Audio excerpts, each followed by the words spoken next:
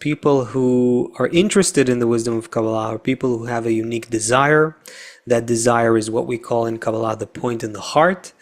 And that desire is, even though it's so tiny, it's such a small desire, it exists in every person, but in most people it's dormant. Most people are physically alive but spiritually asleep.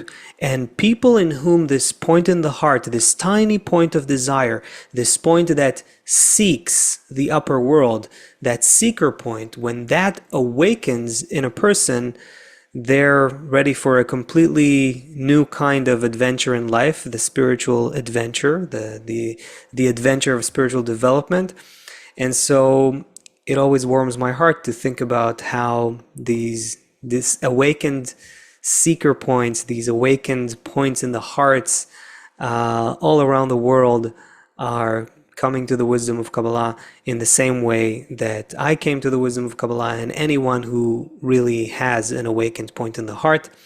It's a kind of a network that connects us, and even though we don't necessarily know each other physically, and we might come from many different kinds of backgrounds and ethnicities and cultures, still, this point is universal. This point is spiritual. This desire is a desire capable of tying together all of the different kinds of differences and diversity that exists in mankind, and show us how to rise above all those differences without eliminating them, and connecting to a greater whole.